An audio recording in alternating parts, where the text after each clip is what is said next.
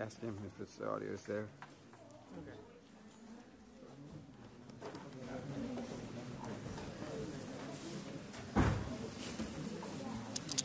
He's right. It was on the picture mode, Okay. not on the video.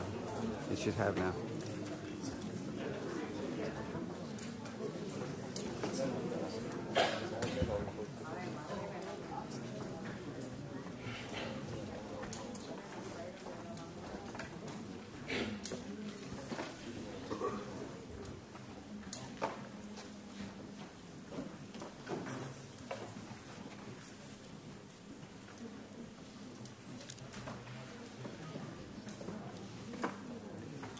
Does he have it? Responded. I think it's good now. Yeah. Streaming should be good. I'm glad that he caught that one.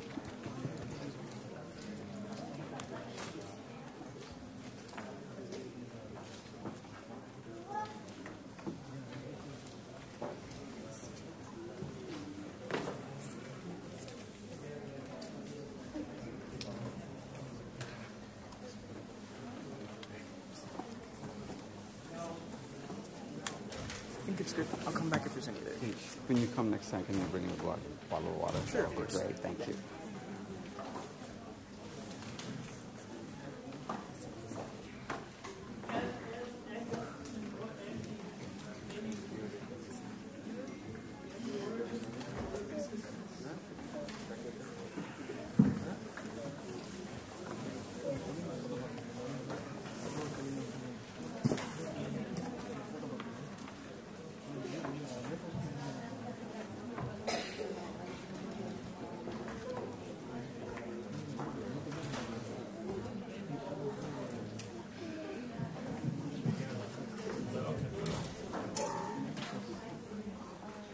Hello.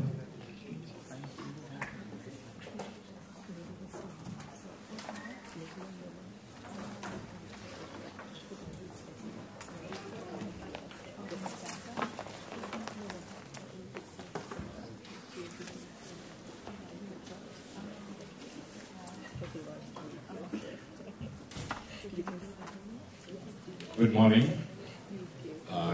We are here for the second Meet the Pros session in geography. Unlike the one we had yesterday, today is different because we have people from different backgrounds talking about their journey. To make this presentation wholesome, we have this year's national runner-up, Anushka Budikot.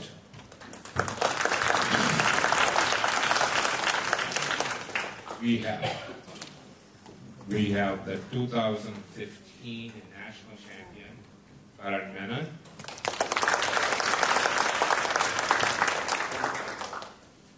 And then finally, we have this year's international champion from middle school, that is Saket Pochiraj. Let me see you. So these three champions will share their personal experiences as to how they traverse the GOV journey. And these will be followed by Aparna Kalva Budikot, Anushka's mom. She has a PhD in psychology, and she's going to be talking about the parents' perspective. After these people say their pieces, we will have a question and answer session. And then finally, we will acknowledge all the state champions that are present in this audience. So please welcome Anushka Budikot. Hi everyone. I'm very honored to be here speaking to all of you today. Thank you all for coming to this session. I know all of you must be interested in geography and how you can excel in competition. So I'll talk to you a little bit about my journey through the geography bee and as well as what I learned from participating in a competition such as this, and I hope everyone here can learn the same things. So, I got my start in geography competitions when I was in 4th grade. My school signed up for the National Geographic Bee, and I didn't actively study for the competition. It was just something I saw as a fun opportunity. So I signed up, but I didn't do very much in terms of preparing. But I did pick up on facts through reading throughout most of my childhood. So I won my school bee in 2014, mostly through luck, and I took a qualifying test for the state bee. At this point, I didn't know how to proceed, so my mom contacted Coach Kumar, who we met through NSF. So Coach Kumar helped us in knowing what I had to do to pass the qualifying test and study for my first state competition. So I passed the qualifying test that year, and for those of you who don't know, the state bee in the National Geographic competition consists of an oral preliminary round and a final round with the top 10 students. So I got a perfect score in the preliminaries after some studying, but in New Jersey there were more than 10 perfect scores after the preliminary round. So we went into a tiebreaker round to determine the top 10. I got out in the tiebreaker round that year with the question, the St. Lawrence River has its source at what lake? Anyone in the audience want to answer the question? Lake Ontario. Yeah, that's correct. Lake Ontario is the answer. So even though this is my first year, I was proud of how I did because I had really no experience with the bee before, and I was only in 4th grade. So in 2015, I kept up studying over that summer in order to better prepare for the next year. I also joined the NSF geography competitions. Our family has been part of NSF since 2012, but I didn't participate in geography competitions until 2014. Once again in 2015, I won my school National Geographic Bee and qualified for the state competition. And once again, I made it to the tiebreaker round and lost on the question, what country east of the Korea Strait is the largest importer of corn in the world? Anyone want to answer? Yes, Japan is correct. This year, my friend Karan Menon won the New Jersey State Bee and later took first place in the nation as well. And he's been a real role model for me and has inspired me throughout my journey to keep going. In 2016, I increased my preparation and decreased distractions after the 2015 bee because my goal was to win the state. I won the school bee and qualified for the state bee once again, but I missed a question in the preliminary round, which was the John Day fossil beds are located near Bend in which U.S. state? Oregon. Yeah, Oregon's correct. So this year, though, the state bee became much harder, and there were only 7 perfect scores. And I went into the tiebreaker round again and got out on the question, Kaziranga National Park, an elephant sanctuary, is in what country? Yeah, India is correct. And after this year, I was really disappointed, and I genuinely considered quitting the competition. I thought it wasn't for me. I thought I could never make it past this tiebreaker round that kept tripping me up every year. But I studied for NSF Nationals that summer and placed 8th in the senior geography bee, and that was a big motivator to keep going for the next year. In 2017, I changed my preparation methods, moving from more memorization to learning things on a visual scale, looking at maps. This year I won the school bee, which became much more difficult once again, and I qualified for the state bee, got a perfect score on the preliminaries, and made it through the tiebreaker round to the final round, which was a new experience for me. I participated in the finals and placed 2nd in New Jersey. The losing question was, Victoria Land is east of which Antarctic Sea? Yeah, the Ross Sea is correct. So at this point, I was proud of myself for getting farther than ever, but really disappointed because I'd come so close to winning the state and just fallen short. Once again, I was considering quitting, but this time, while I had reached the peak of my career, or so I thought, it was a matter of pride for me, I guess. I didn't want to have to come back and lose that 2nd place title. I was hoping I could just keep that. and not have to worry about trying to prove myself again. But I participated in NSF Nationals last year in Houston and came 10th.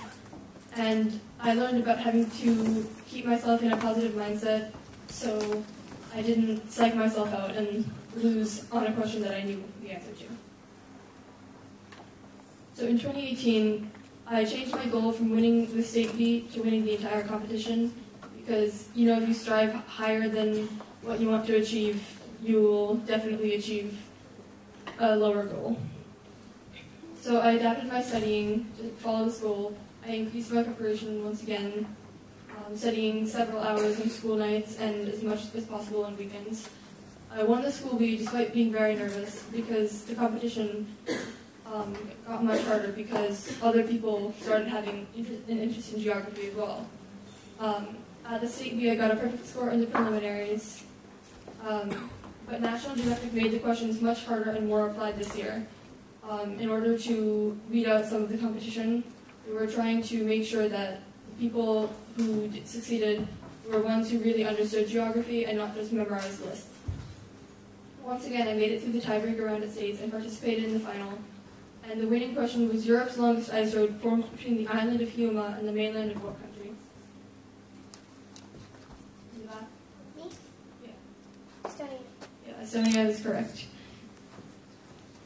So this allowed me to participate at the national competition in DC, which was a wonderful experience and one I hope many of you get the opportunity to experience. So the National Geographic Bee, I got help from mentors, and these mentors included Akil Rukulapelli, the 2014 national winner, Karan Menon, the 2015 national winner, Shreya Yolagada, the 2015 national runner-up. And all three of these people I know participated in NSF competitions at least at some point and used this organization to their advantage in the big National Geographic competition. So for the National Bee, when I was studying, I doubled my preparation and eliminated all distractions. The national competition consisted of 2 preliminary competitions and a final round. The first round was a written geo-challenge test in which contestants had to apply their knowledge and write an essay answer with what they knew about the scenario they were given. The second round was a traditional 10-question oral round, and I had a final score of 18 out of 20. I got all 10 right in the 10-question round and a score of 8 out of 10 on the written geo-challenge essay. And this score allowed me into the finals. Here are some pictures from top 10. These were in my prelim rooms. And then you can see on the left, that's me and my sister at the banquet dinner. So in the top 10, we were prepared for being on stage the day before, and the competition became less stressful for me, and I really started to enjoy myself in the experience I was in. I was tied for first place going into the Geo Challenge round, and I completed the Geo Challenge and qualified for the championship round. The championship round was single elimination, which is different from past years. Instead, it was instant victory, in which when one contestant got the answer correct and the other one missed the question, the one who got it correct would automatically win. The question I missed was which South American country is most similar in population to Lebanon? It seems like a lot of you know it, so why don't you just shout it out? Paraguay. Yeah, Paraguay is correct. So in previous years, as I mentioned, there were 5 to 7 rounds in the championship, but they made the rest of the competition a little bit longer, so they changed the final round to sudden victory. And here are some more questions. Here are some more pictures of the top 10, both on stage and off. And here are some pictures of the final 3. So I'm sure a lot of you are wondering about how I prepared, and I'll tell you a little bit about what resources I used and how I prepared. So the first thing I did when I was very young, 4th and 5th grade, I used flashcards to memorize basic information, and this included capital cities, currencies, etc. I made lists from Wikipedia and took notes on Wikipedia articles, which is probably the most comprehensive source you can use. I did quizzing practice from practice question and answer books, which you can find on Amazon, and I read CNN, BBC, and National Geographic News articles to prepare for current events rounds. There were practice quizzes online, and of course, I got help from my GeoEd Foundations and the GeoEd Foundation mentors. I also watched Jeopardy for geography and history questions when I wasn't actively studying, just as a way to keep learning things even when I wasn't in the middle, like reading a book. So here's some resources. I've mentioned most of these: Wikipedia, quizzing websites. You can see some of them up here. I used outline maps and filled them in to practice working on my visual mental map. Quizzing books, of course, from Amazon, and all National Geographic published material, atlases, magazines. Much of that is fair game in the competition. And so, some tips for everyone, whether you're competing in geography or any other competition, is don't give up no matter how hard it seems. Your hard work does pay off in some way. You should set reasonable goals for yourself so that you expect about how much you've prepared. So if you don't prepare a lot, don't expect yourself to win right away. Instead, focus on self-improvement, studying more if you really want to win. Spend a little time studying every day. Even if you're super busy, everything will pay off. Some lessons I learned that I hope you all learn through your competitions. While you may not win, the knowledge you gain from participating in competitions is immeasurable. And winning a competition like the Geography Bee is not a sprint but a marathon. It took me 5 years to get to the national stage. I made several mistakes along the way. And it's quite difficult, but it really does pay off. It's a very rewarding experience. So,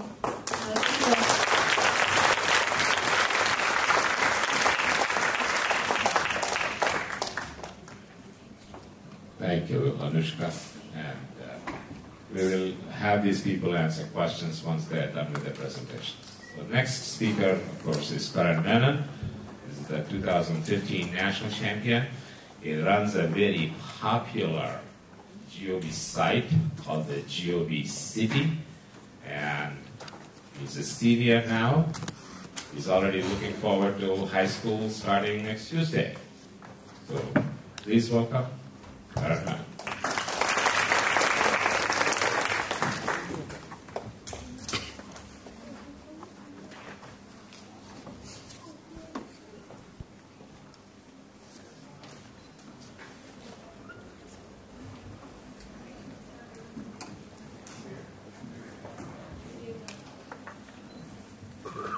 Some technical difficulty.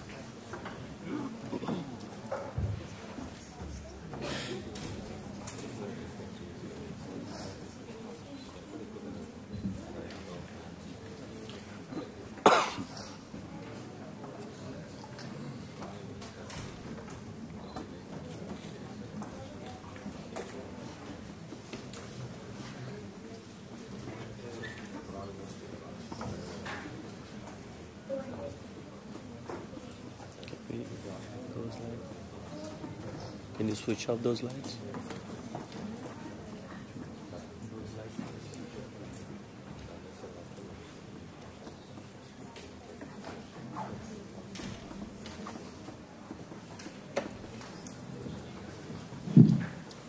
So before we start our presentation, I just want to get a general idea of who's in the audience today. So raise your hand if you're in 4th grade. How many of you are in 5th grade? 6th? 7th? 8th? So basically all over the board right here.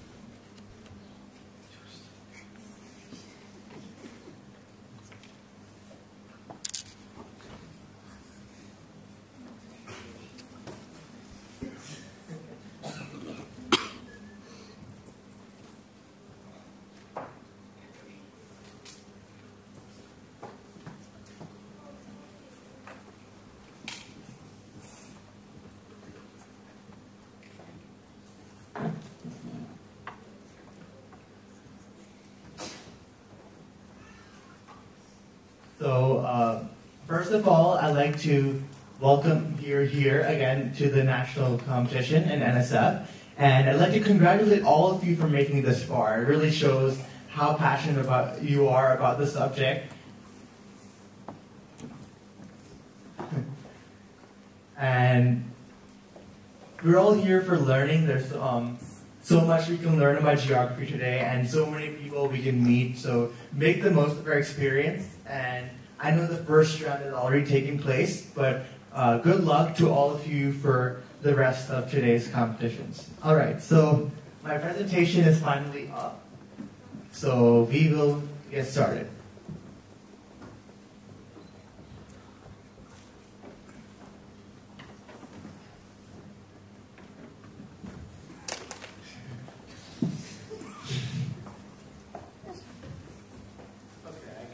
Rather than wait, I'm just going to read it off.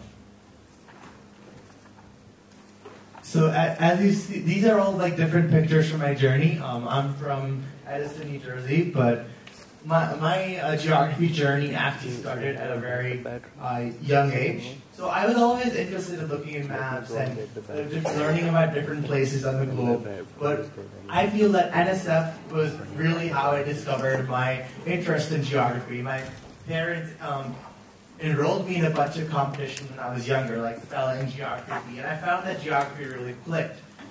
So I went for the 2008 Nationals. So exactly 10 years ago, I was in Boston participating in my first Nationals, and I was disappointed because I didn't make top 10. I didn't win that day, and but it was really like a great experience, and I continued the next few years participating in junior geography Bs. And in 2010, I actually came second in the Junior Geography B, so that was a great experience for me. And that was actually when it was in New Jersey. But at that time, I didn't really seriously study. I just read atlases for fun, and that gave me a decent amount of knowledge. But when it comes to the B, it takes a lot of hard work in order to become a champion. So after I was done with the Junior Geography B, I headed over to the Senior Geography B, and I thought that since I came second the previous year, it would be a very easy win for me. But I was wrong, and I ended up coming like maybe 6 out of 7 people that day. And it was a pretty big failure for me, and I completely quit Geography B competitions for the next 2 years because I was so disappointed. I thought I could do it, and then I kind of just lost hope in that moment. And at the same time, my mom was trying to enroll me in the National Geographic B because our school didn't do it, but they were very reluctant at first. And so only in 7th grade was I able to do my first geography. So it was a late start for me, and I had to do it in the limited amount of time that I had. Around 6th grade, I became interested in geography again, and I decided that I wanted to start competing. So my first year, I was introduced to Coach Kumar, and Coach Kumar, on the first call, he reminded me that hard work was necessary in order to study, and he told me that what I need the most is a plan. So I created a plan. I took facts on different sites, including Coach Kumar's blog, and what I would do differently is I made questions out of my facts. To remember them better, I would, when I wrote new facts, I would style them as GOB questions. I felt that way it would be easier for me to remember the facts because I could just go back and quiz myself while reviewing. And another thing I do with the questions is that I'd have a section in my on my online files for just questions, and then I'd have one with questions and answers. So I went for my first state geography B. I went to the school, and I was able to win on my first year. So I went to the state geography B, and I came second with the hard work. But it was one question that prevented me from making the national competition. So I was disappointed, but I knew that giving up had cost me a good 2 years from my geography journey. And so I would determine that next year I am going to come number 1 and I am going to make the nationals. If I could make it to second place, I definitely can make it the next year. So the question that got me out was which sea is located between the Tamar Peninsula and the Novaya Zemlya archipelago? Does anyone want to answer? Yeah, it's the Kara Sea. Another thing I did differently is I worked with other geography enthusiasts to study for the bee.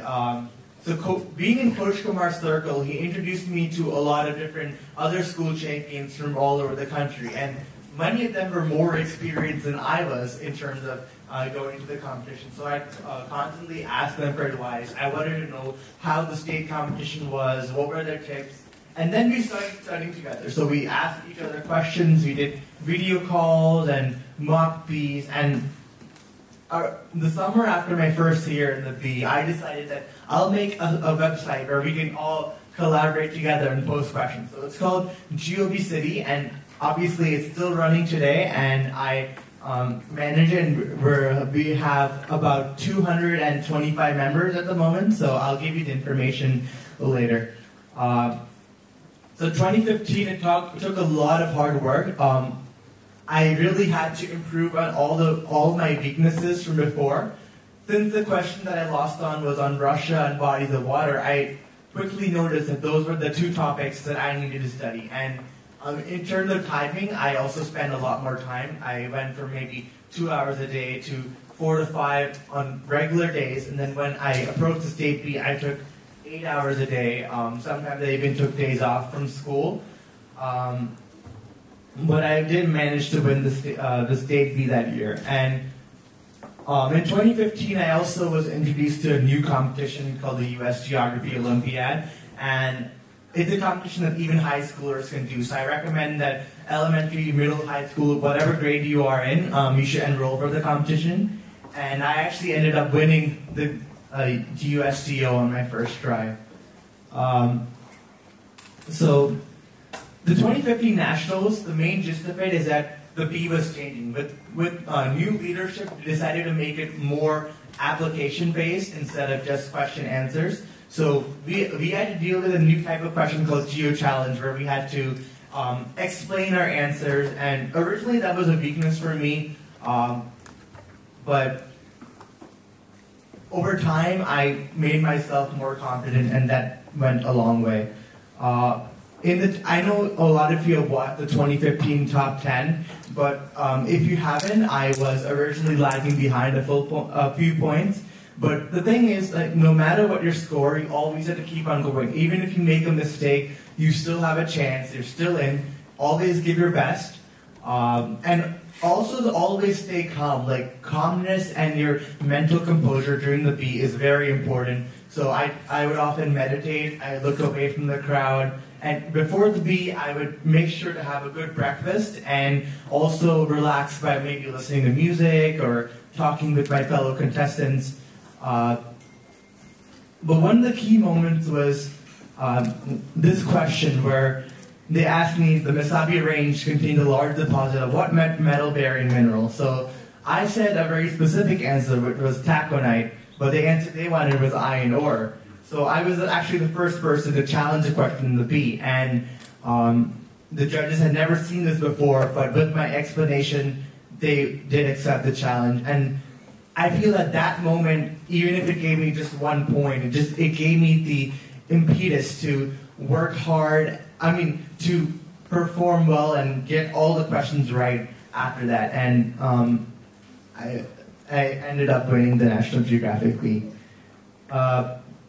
So after the bee, there are, of course, a lot of perks, like the scholarship, the trip to Galapagos, lots of interviews, and since then, I've been participating in the USGO in high school, and I've also taken my geography skills to another competition. It's called the National History Bee and Bowl. It's run by the same group as USGO, and I'd highly recommend that you compete in that competition as well. And I am a director of GeoEd Foundation, a nonprofit that we help Coach Kumar, Akil, and other former GeoBee alumni have worked to establish together, and we're promoting geography awareness as well as mentoring kids for the competition. At the same time, I've come to NSF many times, and I have my blog, GeoBee City. So one of my biggest pieces of advice for you guys is that always stay motivated, because inspiration goes a long way to being successful. So when I needed inspiration, I'd rewatch old B-betting moments, and I'd imagine myself on stage. I really wanted the opportunity of being in the top 10, or maybe even being the champion. So, and I've read Adit's story. Adit Murthy, the 2010 national champion, also started in 7th grade, but he managed to pull it off in 2 years. So maybe I could do the same thing. So look at the stories of the past champions. We all started from the bottom. We all were like you. We were just curious kids going into a room and answering questions. But we stayed hardworking, and we never gave up, and that is really what pushed us far. So one thing I did not mention yet is how important my parents were in my preparation for the geography. So I was mainly a self-learner, but my parents always kept me motivated. They quizzed me. So have your parents quiz you and review you. That's one of the best strategies for recalling information, because it's not just about learning. You also have to remember the facts and go back to facts that you've learned in the past. I kept track of current events, and one thing that I feel I could have worked on better based on the questions I got wrong was maps, because I feel like I could have practiced more with maps, and a great strategy for this is taking out blank maps and labeling them. So on my blog, GOB City, we actually do have some templates and some guides on how to print and label maps. So if you're interested, go ahead and check those out. My main resource was Wikipedia, because if you know what to search, if you are look for specific topics, you can find a wealth of information like cities, bodies of water, landforms, etc. But especially for beginners, getting the fundamental books are very important. So countries A to Z, they gave you the basic country profiles in every country. So go to them and get a basic idea of the geography of a country. But remember that you need to go more in depth on your own and learn more about each of the locations. Protable.com is a good site for live quizzing with other people. They have like long quizzable questions with multiple clues, and I feel like even today I go on it for fun and I learn a lot from that site. The Rallmeyer books have a lot of good questions. So does the Geography Complete Preparation Handbook by the Rosenbergs. Especially if you're young, if you're like an elementary schooler, go to the library, find books about countries, and read them. You can get a lot of information, and they're also they have a lot of pictures, so they're very fun to read. Some newer books which I would recommend are The Continental Guides by Pranay Varada, the 2017 champion, BOGOB, and the books by Keshav Ramesh. So as I mentioned, mental management is very important. As I said earlier, you really need to stay calm and believe in yourself, because if you can believe in yourself and that you have the potential to go far, you will motivate yourself to go a long way. Actually, before the top 10 in the Nationals, we were all hanging out in the prep room, and we all just started dancing to the song Happy by Pharrell Williams, and that really lightened the mood for us. And remember that the people you meet at the B can be friends, lifelong friends, so be sure to talk to them, because they're people who are just like you. They're like-minded individuals who also like geography, and I still talk to a lot of GOB friends, and the fact that you're in the same struggle together, kind of like you can understand each other, you can motivate each other. In reality, your only competition is yourself, because it's all about how you study and how you perform on test day. So don't view other people as your competitors, view them as your friends and cheer them on, because I think sportsmanship is very important during the B. And last but not least, before I conclude my presentation, I'd like to give you the link to my Google Plus blog at GOB City. We have different members from all around the country, and we post questions. We have mock bees, different projects, and quizzes. So I highly encourage all of you to come online, be a part, post questions, answer questions, and I hope you learn from me and the many others in the blog. So this is our link, tinyurl.com/gobcity. You'll need a Gmail account or a Google Plus account to access the blog. Or if you have any trouble accessing the blog, you can just email me at gobcityofficial@gmail.com. So thank you for attending this presentation today, and I'll pass the mic over to Coach.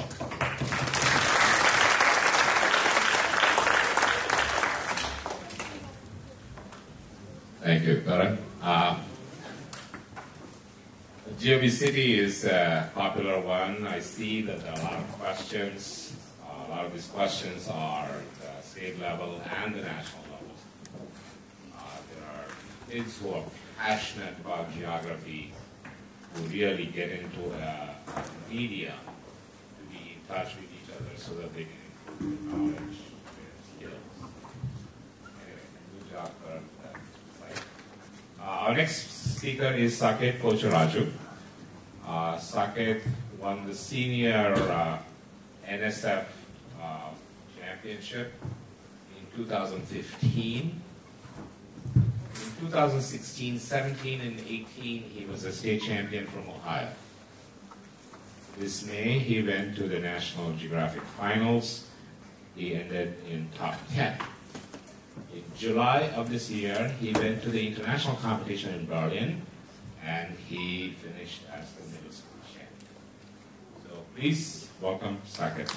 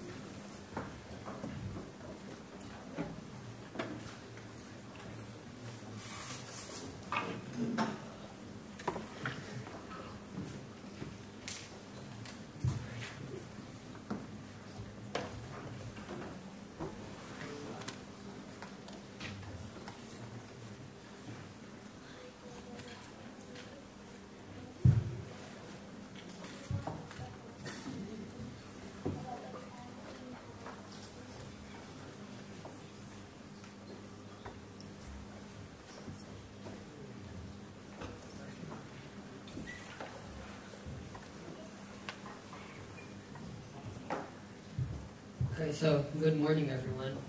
And I'm going to talk about my GOB journey and tips and preparation and other things. So I'm a ninth grader at Orange High School in Blue Center, and I started participating in NSF competitions in second grade, and then since then I've took part in many other contests like the National Geographic Bee, the U.S. Geography Olympiad, and the International Geography Bee. And it started when I got a world history book from my mom as a birthday present, and an atlas, like a small atlas too. And those were pretty interesting. And I also did some quizzes on websites for fun later on, like Sporkle, Fun Trivia, those type of websites. And also when I was in like first grade and second grade in the library, we'd have like a library day. I always check out books on like countries. That would be like pretty small but pretty fun to just read. And in 2012, it was my first time competing in NSF. I did spelling and math competitions. After that, I found out that there was a GOB competition. And I didn't get a chance to study for that before, but I just participated in the regional level, and I got second. and luckily I made the cutoff for nationals by 1 point. It was like 16 or something. I got 17, and after that, I studied a little bit over the summer, but I wasn't like fully committed. I like more focused on playing outside, spending my summer having fun.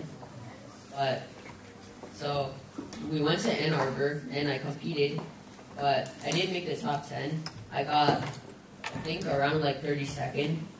And on the written test that year for JGB, one of the questions I missed was Mount Taha is the highest point of what country? Yeah, Algeria is right. I wrote China, which really doesn't make sense at all. So in 2013, I competed in NSF again. Around the year, well, I started focusing more on competitions, and I did spelling and geo, but for spelling, the cutoff was like a 25 for nationals. I got a 24, and then the geo, I made it. So I focused more on geo and dropped the studying for spelling that year. And so in the summer, I was a bit more focused. Instead of playing outside for too long, I'd stay inside and study. And so at nationals for JGB, that was my final year in JGB, and I got 10. And the question that I was eliminated on was, what is the largest lake in Cambodia? Shout it out. Tonle Sap. Yeah, it was Tonle Sap. I had no clue. So I was happy with making top 10 because it was a huge improvement. So that made me happy. And then in 2014, I participated in the National Geographic B for the first time because your eligibility starts at 4th grade. And so our school didn't have a GOB, but we asked them, and eventually I won the school B, and I took the qualifying test and made states. In states, I got a 6 out of 8 in the preliminary rounds. Like, some of the questions I missed were simple mistakes that I knew, but it just happens. And so that year, I won the regionals in NSF, SGB this time, and I made NSF nationals. At nationals, the exam seemed like a bit harder, but I made top 10, and then I got 8th because I studied harder over the summer, just like reviewing more facts, studying more about India, and so I got 8th, but it was okay. I was pretty happy. In 2015, we started to get like much more serious. I did the National Geographic B again, went through the same process, qualifying test.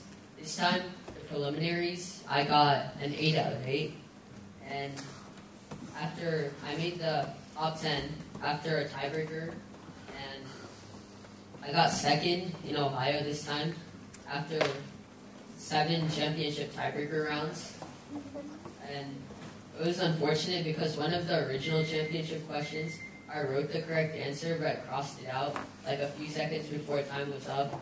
So I would have won, but it happened. And after the state competition, we found out about the U.S. Geography Olympiad, and I did it for the first time, and part of it was like Quiz Bowl, a buzzer-based competition, and at first, it was hard to get used to, but eventually I ended up winning the finals part of it that year. And so that summer, after taking a 1-month break between states and like June, I got the National Geographic Atlas of the World 10th edition. It's a really resourceful atlas that's just really good, really comprehensive, and I studied with it all the details and little things.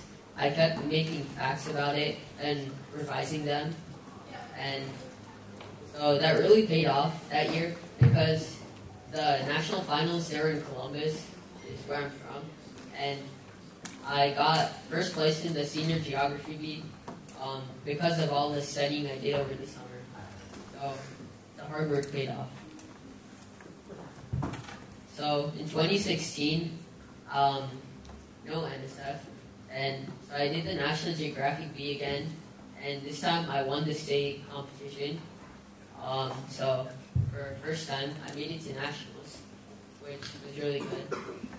I studied hard throughout the year, but some of the things I studied, they were just too detailed.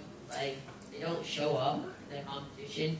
So I didn't know that at the time, so that was a bummer. So I didn't make it out of national preliminaries.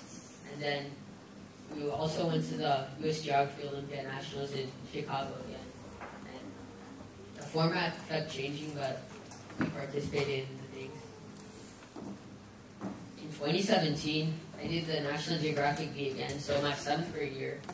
And I repeated as the state champion in Ohio. And I studied hard again, but again, some of the stuff I studied was just a bit too detailed.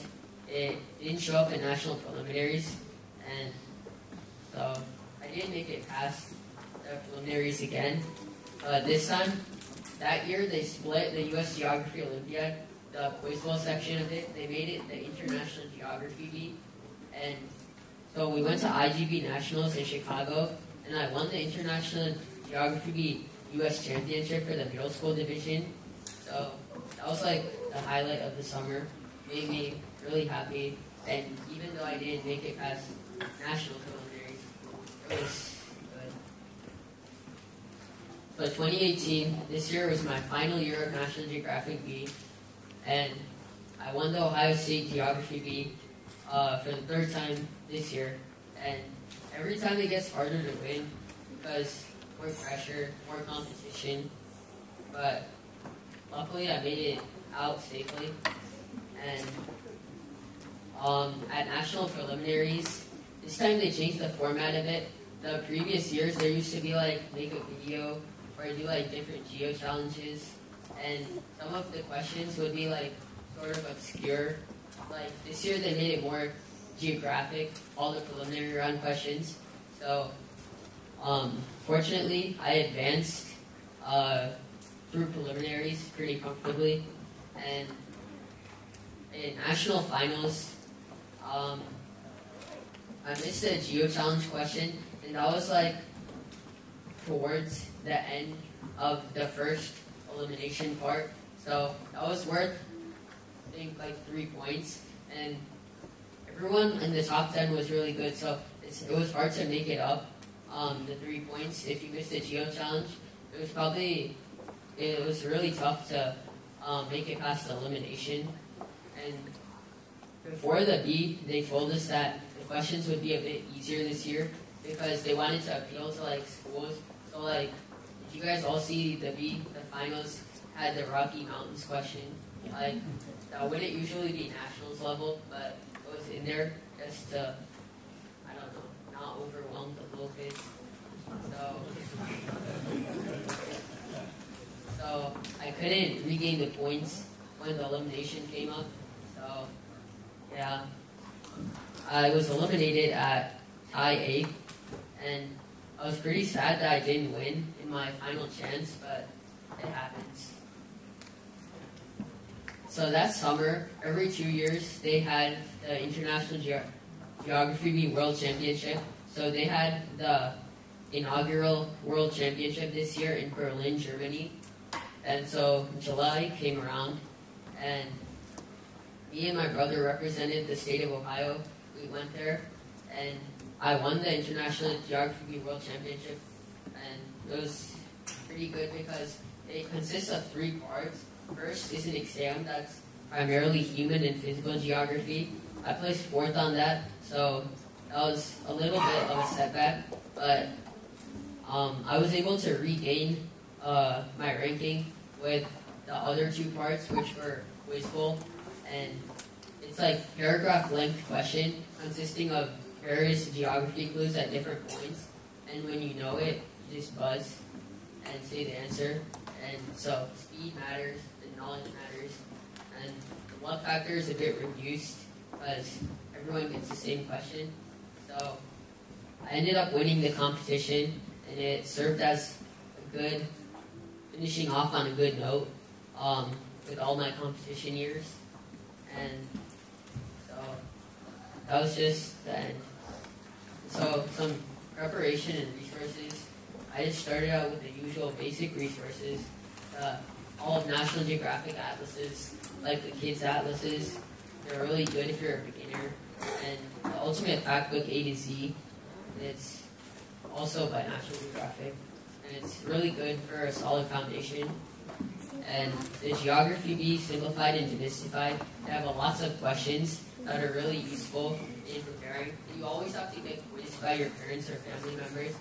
It really helps you know what you're not good on or what you need to study. And my parents and my brother, they really helped with that, all the quizzing, and Dad's like sacrificed a lot. Like we wouldn't go to movies sometimes, and it was like a huge journey. And there was also the National Geographic Atlas of the World 10th Edition, which I previously mentioned. It was really good, and that's my favorite resource. And Wikipedia is also great, and the Visual Atlas of the World, we got it for winning the Stavey this year. It's also really detailed and comprehensive, and especially for those buzzer questions, Protable is a really helpful resource. You just hit a button, a question pops up, and you can buzz when you want to. So those were the resources I used to study. And some tips and suggestions: just stay calm and focused during competition, and be confident.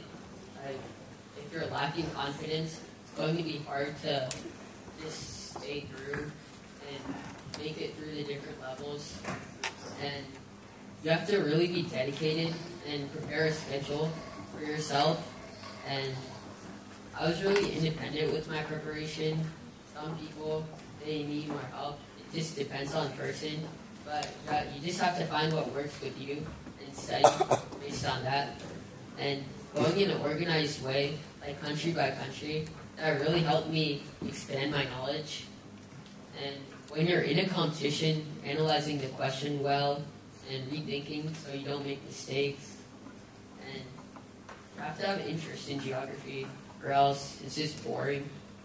And getting help, getting quizzed, all that stuff really helps. And so,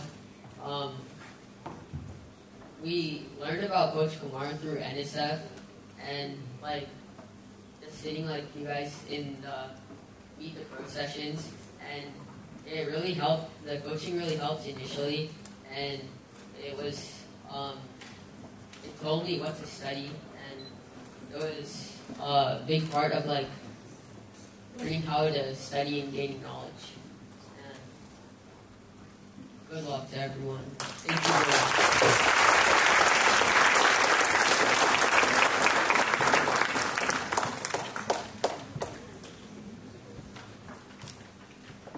For Saket Pocharaju for winning the inaugural middle school world challenge.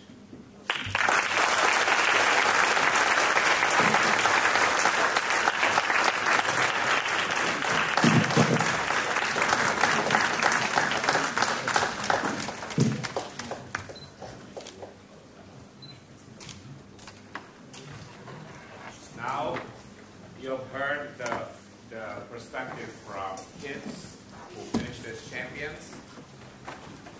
We will have a presentation because parents are interested in knowing what their role is. So here is Aparna Kalwat Butikar for the parents' perspective.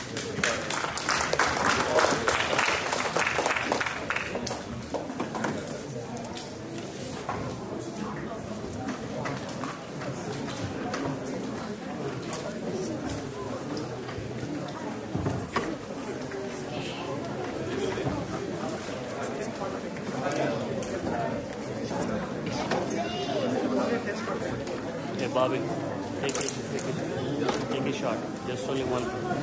Take a shot. Right?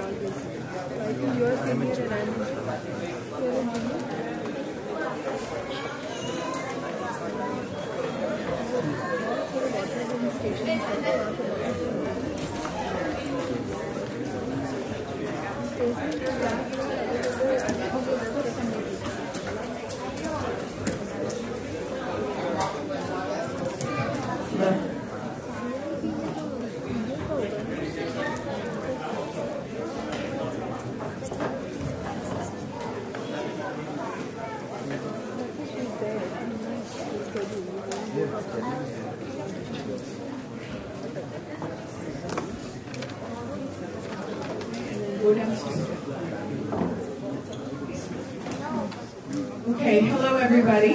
I'm going to get started with the parents' role in helping their children through geography competitions. Just as a quick show of hands, how many of you are currently participating in geography? Yeah? Okay. How many of you are just interested in geography right now? Kids? Okay.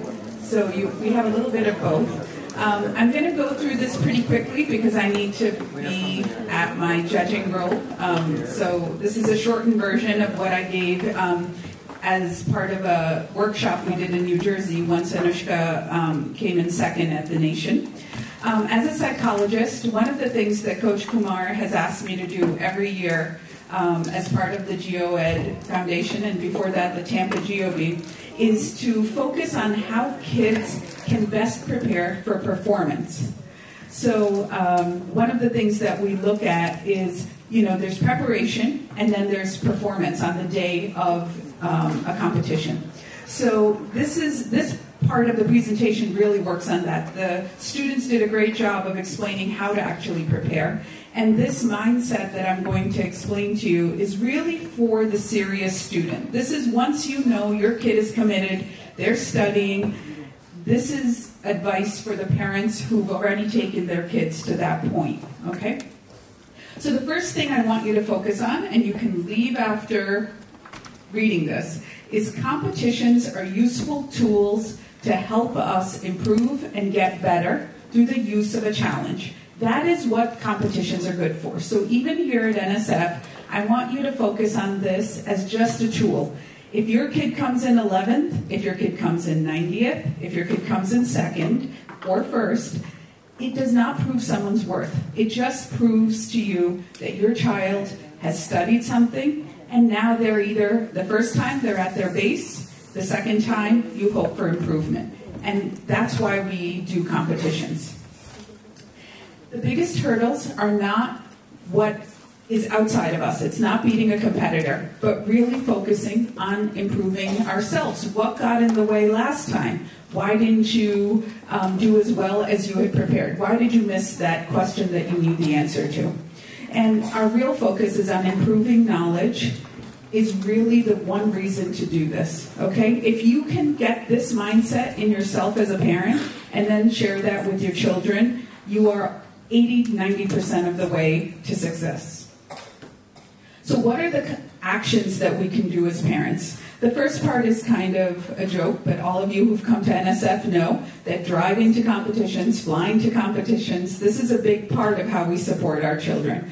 But it's a very necessary part. We write out checks, we pull out our credit cards, but this is all to support our value for education and improving our children's academic progress. The second part is what the kids talked about, purchasing books, maps, and atlases for your kids, quizzing them, taking the time every day to even ask them for 5 minutes. If you're busy, it's okay. Just let them know that geography is something that's important. And of course, traveling with your children is one of the most fun parts of being a geography parent, exploring new parts of the world and even across the U.S. So what are some of the things we can do as parents is providing positive reinforcements and rewards. So just as, your kids all made it here to nationals, make sure you give them an award. Some of it may just be books. Some of it could be a trip somewhere to explore a new part of the country. You can even think of rewards in the house, like, not having to do their chores, but a lot of times keeping the rewards and awards in line with whatever subject you're trying to support in your kids is a good way to do this. Keeping realistic goals in mind. Of course, everyone wants to win, but that's not going to happen the first time for most people. So you want to really focus on getting your kids into improvement. That's really the goal of all of this. And again, applying this knowledge in daily life is a great way to help them connect the dots about what you're learning. There's facts in books, there's facts in atlases, but what we want your kids to be able to do is then to apply it in everyday situations. So when you go to a new city, hand them the subway map, hand them the map of the airport you just landed at, and tell them to get you to ground transportation or to the parking deck. This is how they learn to apply the knowledge that they have. So what not to do? Don't compare your kids' progress to others. Now this lesson I have learned because I have a second child, Mira, who reminds me of that every single day, that she is not her sister. She is going to have a different process. And each of your kids are going to have a different process than any other kid you meet here at NSF or at the National Geographic Bee. Then not forcing your children to study. No amount of knowledge, whether you're a beginner or later, is going to be learned if you have to pull them into having to study, right? This is something that naturally sort of shows up as an interest. And what I'm going to talk about is making sure as parents, we don't kill that interest because of our own anxieties as parents. And I'm telling you that because as I went through this process, I realized the things inside of me that could hurt Anushka's progress as she was studying. So please mind that I'm not telling anyone that this is what they do. But if you notice this in yourself, try to check that, because what we want is our kids to improve and to have that little spark of interest to become a lifelong passion. Not criticizing them when they fail, and not focusing only on the mistakes. The students gave you a great example of how when they missed a question, they then use that as an impetus to learn more about whatever topic they didn't do well in. So if you missed a question on bays, spend the next week or 2 weeks learning every bay in the world. And that will help you gain that confidence and that mastery over the subject. Next, enjoy the process. Our mindset, if we're asking them questions, quizzing them, telling them to study, when we are stressed from work or wanting our kids to succeed, that stress rubs off on your kids. So try to keep a positive mindset whenever you're working with your kids on academic goals. Staying focused on the process of learning and knowing that the outcomes will come when they come. Winning is great, it feels great, but again, it's a momentary process. The next time you go to the next quiz or a competition, your kid may not do as well as they did, or they may do much better, right? So just stay focused on the bigger picture rather than just on one day or one outcome.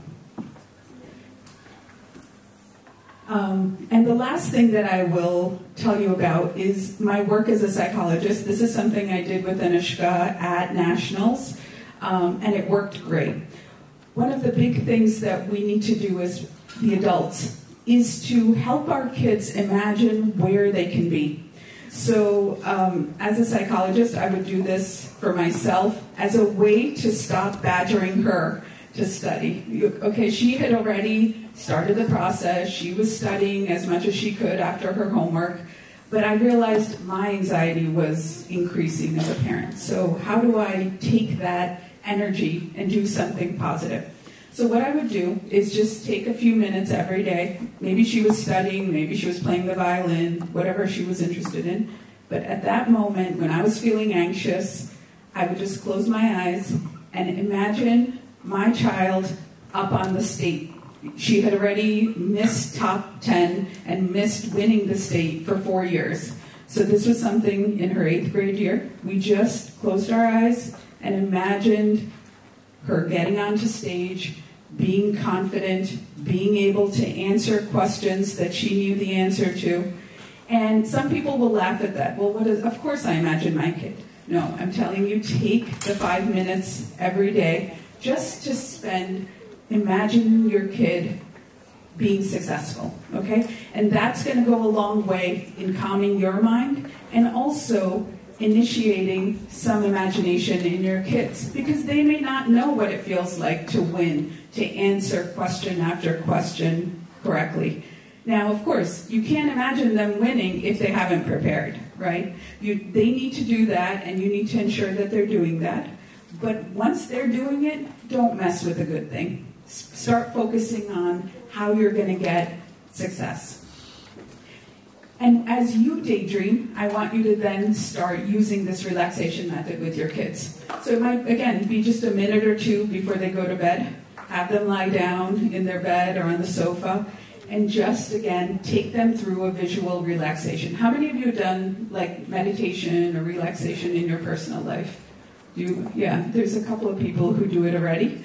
You can use, like, a guided tape, CD, to help you sort of get the words for how to relax. We would just do a physical relaxation. You know, close your eyes, notice the tension leaving your neck, your shoulders, your upper body, your lower body. You're feeling relaxed. You feel like nothing can really shift you from this place of power. And now you're going to imagine the moderator asking a question. You know the answer, and now the question and the answer become one in your mind, and you answer properly. You take your 12 seconds, and you give the correct answer. You then clear the slate. The next question comes up. You clear your mind. You're ready for the question. You get the right answer, and then you're able to give the proper and correct answer. You now clear the slate. And this is how we just imagined how she would go, question after question. And I don't know if it helped, but we got the outcome. So I hope that this strategy may be something helpful to you. Try it. It will work in geography. It'll work in any of the subjects that you may work at. It'll even work for your presentations in your careers. So I would love to hear from you and tell me how this technique works for you, what gets in the way, and how it's successful. All right? So that's it for today. If you have any questions, you can reach me through Coach Kumar and the GeoEd Foundation. And now I think I need to run, so I will give the microphone back to Coach Kumar. I know that we kind of ran a little bit longer, so we have 5 minutes. If there are some pressing questions, I know the kids have deserted us because they had to go to the end stations for his food. So if you have any questions, I am willing to give it a shot. No questions? Since we seem to be in a hurry to get out, let's get out. Bye-bye.